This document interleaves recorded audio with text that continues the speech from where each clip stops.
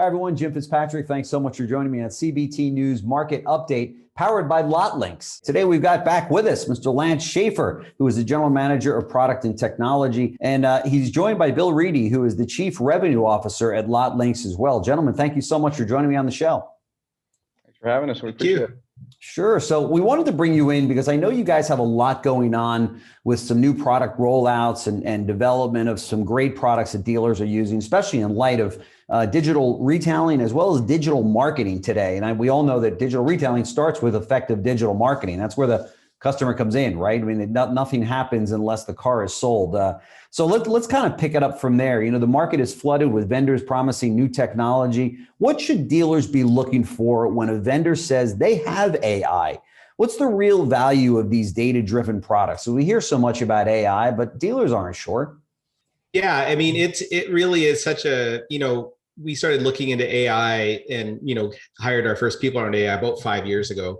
And, we've learned so much and it's amazing, how deep the AI, I think we're just starting to scratch the surface really. But at the end of the day, I think the most important thing, there's so much jargon, there's so much tech talk. And at the end of the day, the question I think people need to ask about AI is how's this helping me? Right. Like AI is great, but how's it really helping me? Because the concept of artificial intelligence, I guess, you could say, well, there's human intelligence and there's artificial intelligence, right? Which is the difference.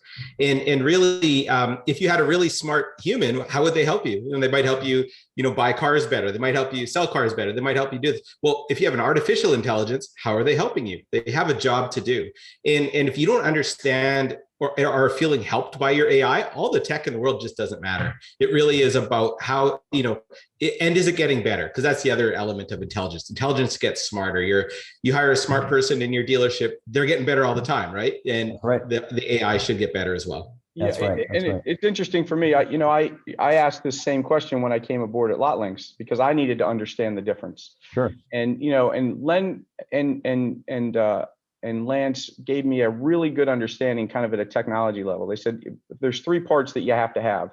One, you have to be able to have all the data from the standpoint of the inventory, right? So indexing cars as far back as you can. And LotLinx obviously has done that for 12 years. Right. The second thing that you need is a really direct relationship to monitor and understand that consumer behavior as they shop, right? Because there's really good data in how they're going through the decision-making process to land themselves on the car. And then third, you need time, right? Because AI is like, if you're learning math, it's got to start with addition and subtraction, move to algebra to get to calculus, right? It doesn't jump to calculus from day one. So if people are looking into AI, those are the three questions that I would ask, right? Where do you get the data? Where are you getting the information to understand how the consumer is thinking about these choices? And how much time have you taken to let the AI learn, right? And I think that simplifies it for me. Sure. LotLinx says coined a new term, a new way to look at dealer inventories. What does it mean when you say becoming VIN-aware? Yeah. So VIN-aware, it's this really broad-based concept that sounds really cool, but I think there's a relative simplistic look at it, right? If you want to sell a car, you're selling that vehicle, right? In today's market, you really don't do that with a channel strategy, right? Those vehicles go out in broad mass and they say consumers come and pick. The VIN-aware is really saying that every vehicle on your lot, and I mean every vehicle, new and used, needs to have a specific strategy that sits behind it, both from the standpoint of how you're going to market that, how you're going to find the right buyer at the right time on the right channel, right? But also how you position that vehicle against the current market for turn and for, less dependency on discounting, right? Because the market today, dealers are still fundamentally working towards two goals for new and used cars. I need to turn them as quickly as possible because it's an asset, and I need to discount it as little as possible through that journey, right? So if you take a VIN-aware strategy, it basically says, I'm going to take and have a plan and a formula to execute these two things against this car. So at the end, I can land that person on the car as quickly as possible and sell it for the most money. Lance, did I miss anything on that, you think? Yeah, I mean, really, over the last 5-6 years, LotLinx has become very VIN aware simply because, we started by sending traffic directly to VDP. That was, 10 or 11 years ago. Yeah. Since then, that's become kind of ubiquitous to internet marketing for autos. But what we noticed was that, certain VINs were getting much more marketing than others, and it was unintentional. In fact, so we had to build technology to help contain those things. But over time, with artificial intelligence and enough data, we realize that dealers are very VIN aware in their dealership on other things. For example, they know what the cost of acquisition of every vehicle is. For example, they know where their stair step is. So they're very VIN aware. But when it comes to the marketing, they were not VIN aware, and they are not VIN aware. So our kind of vision for VIN aware is that we take as aware as they are as their other activities around vehicles. Marketing also is that, and AI is what allows that to happen. It's a very, very intensive computational system that allows you to do all these, millions of channels and millions of shoppers and all your vehicles, and not only that, but your vehicles are dynamic. And so really the concept of VIN-aware is just to bring that idea into the dealership, saying we're aware what's going on with this vehicle in every aspect, and that includes marketing. Gotcha. So dealers are always looking to know more about their inventory, but how does being VIN aware lead to tangible results? Does it really have a direct impact on profit and sales and the sales pace? Right. I look at VIN aware through two lenses. If I'm putting my dealership operational GM hat of the past on, right? So the first thing that I need to know is, am I equally and effectively distributing my marketing funds across all of my VINs? Meaning, am I efficiently spending to make sure that every VIN on my lot is getting the necessary visibility? And I can tell you, if you pull back the layers with any dealer with regards to their spend, they're typically going to find that there is an unequal distribution of spend across their inventory, right? And that doesn't make any sense to me, right? Why would I spend $3,000 on one car and nothing on another? Right. Especially if the one I'm spending $3,000 on is typically the one that I'm going to drive gross profit and attraction on. Right. That's part number one. But the other part that I think is really systemic today is that when you're not VIN aware, you're much more dependent on your pricing model, right? So if you think about it in essence, right, if I'm especially on a used car, if I need visibility on a used car today out on on channels, right, I need to be very price aware, especially as they get graded good, great, fair, or whatever the case may be. Sure. So how do I drive profitability on a car without being dependent on just the price? Well, the answer to the question is VIN aware, right? Because if you can direct traffic to that specific VIN with the right buyer, right, the buyer's going to find the car and be less influenced by where you sit from a price positioning standpoint on some of these channel sites. Interesting. And how does the LotLinx product make these AI insights easy to understand for the dealer? Is there any benchmark to know how your cars are performing? So, ultimately what we do is we are, because we have this vast amount of data in the market data and supply data, but we also take a look at the outcome data. So in other words, how did these vehicles perform? That's how we train the AI, so it can always improve. But it also is the way we can explain to the dealer what's just happened. So for example, we can say, this vehicle spent, $192 of paid promotion, and it sold in this many days. The market was this many days, right, and the margin was this. So you basically just start talking down to the transactional level. Because it's VIN aware, you can actually talk about the transaction, because you can actually say, well, this was the marketing, this was the result, this is what we expected, and this was the result. So that's where things get pretty exciting, because it becomes operational. Whereas usually marketing is non-operational. It's like, well, let's just spend X amount in this channel, and this channel, and this channel.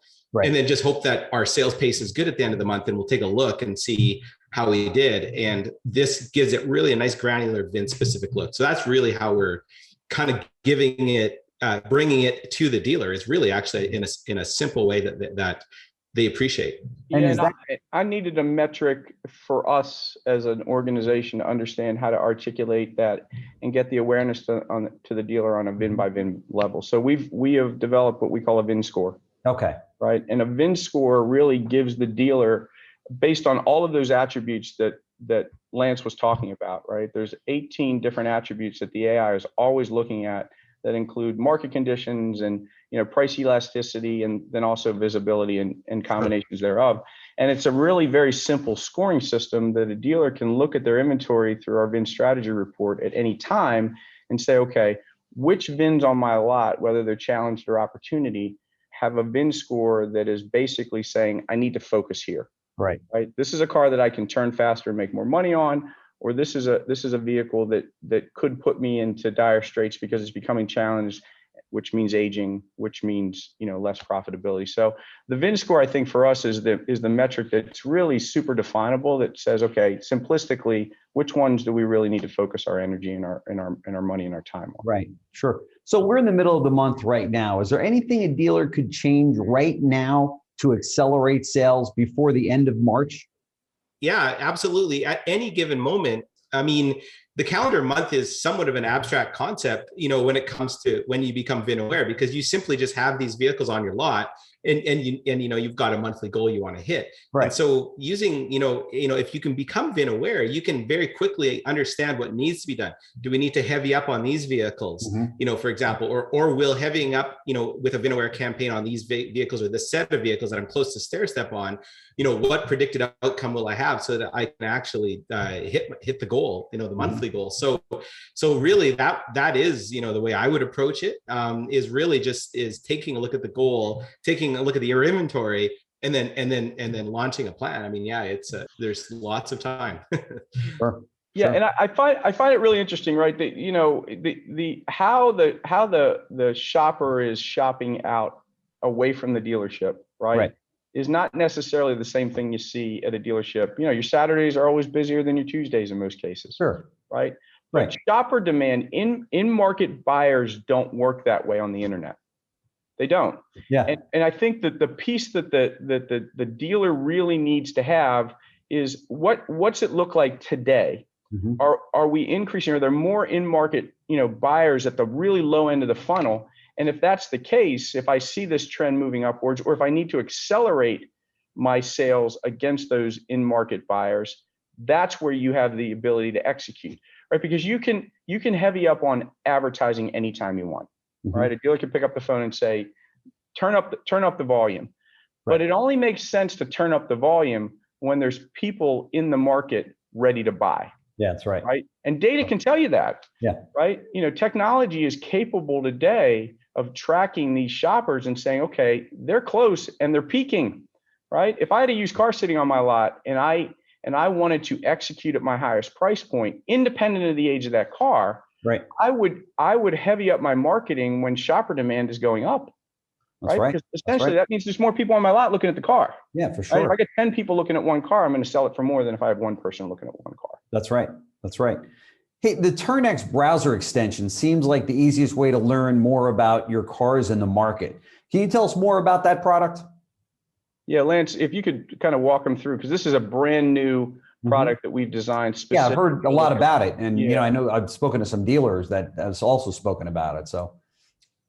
Yeah, so the basic idea was, can we simply extend a whole bunch of LotLinx data to the dealer in the easiest way possible? Okay. And so the easiest way really was through a browser extension. Everyone in the dealership is using a web browser all the time, and so you can go onto your site, wherever our TurnX spots the VIN, and then once it spots the VIN, it populates on the side everything we know about that VIN. Everything that LotLinx knows about that VIN. And that includes, if you go to a competitive site, you can look at what your competitors are doing. If you go onto one of the endemic sites or listing sites, you can see it. So anywhere where there's a VIN, even your own, we'd see a lot of dealers just using their own website and going through their own website, showing, what's the shopper demand for these vehicles. Sure. And then if a dealer's interested, that's kind of our standard one. If a dealer's interested, we can even import some of their data. It's a little bit more of an onboarding.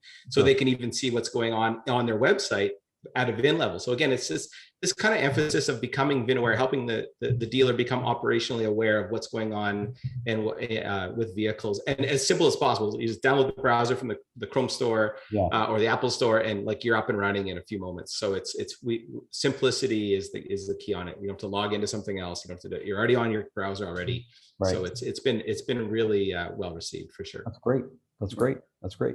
Well, I know AI has played a big role, especially here in the last 10 years. You guys kind of pioneered it in retail automotive and helped dealers with regard to their marketing. So I want to thank you so much for joining us here on the show to explain a lot of these things to dealers, because as a former dealer myself, your eyes just get so blurred with all of the different information that you're getting so quickly about how AI can work and how it can help you. But as I said, at LotLinx, you guys have really mastered this thing and helped dealers all over the country with it. So I appreciate you joining me on the show, Mr. Lance Schafer, General Manager of Product and Technology at LotLinx, and of course, Bill Reidy, who is the Chief Revenue Officer at LotLinx. Gentlemen, thank you so much for joining me on today's show. I know that our viewers will get a lot out of your visit.